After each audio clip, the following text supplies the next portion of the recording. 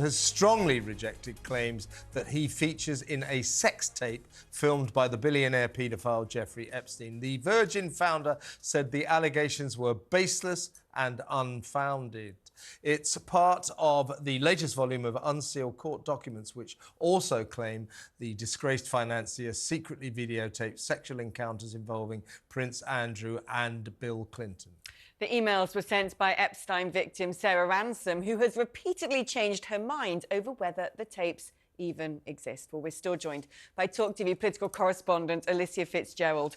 I mean, this is just becoming a bigger and bigger story, isn't it? Every time more papers are published, and if these videos do exist and ever come to life, that's a game changer, because purportedly, if these videos exist, they involve Bill Clinton, they involve Donald Trump, they involve Prince Andrew. Well, first thing I can say is just God help everyone's eyes if they do exist. That's definitely not going to be a comfortable watch for absolutely anybody. But secondly, just the damage that these tapes could do is huge. In fact, the damage, even if they don't exist, that it's already doing is huge. Just having your name involved in these allegations is really, really messy for a lot of people, and it's going to taint a lot of reputations, whether or not it's true. I think just merely the allegation is enough to really, really put your name out there.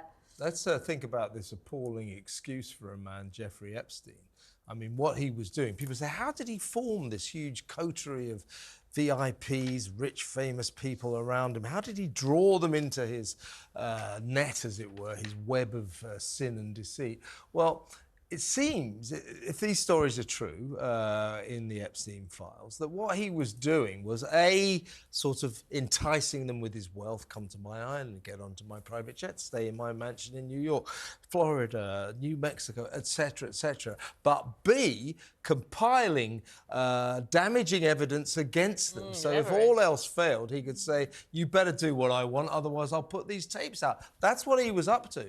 This is it, because the first half of what you just explained will make sense to a lot of people. You can kind of see how it could theoretically happen, you know, a really, really rich man who is potentially a friend of yours. Just want to add, maybe before the allegations against him were made, this would stand, and until that point, probably not after that. But you can see how maybe that would happen. You know, a good friend of Jeffrey Epstein, he says, you know, come over to my island, X, Y, Z, and then you maybe end up in a situation you don't want to be in. But it's what happens after that. It's that where it gets really messy, and that's just what people can't quite work out about the legitimacy of it all. A disaster for Prince Andrew, but let's talk about other elements of the royal family. We are hearing from none other than the very respected royal biographer Tom Bower